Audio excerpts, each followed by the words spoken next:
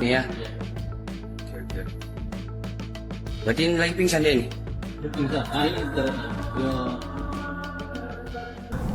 Abang saya itu tamat tahun 2021, tamat SMK ya.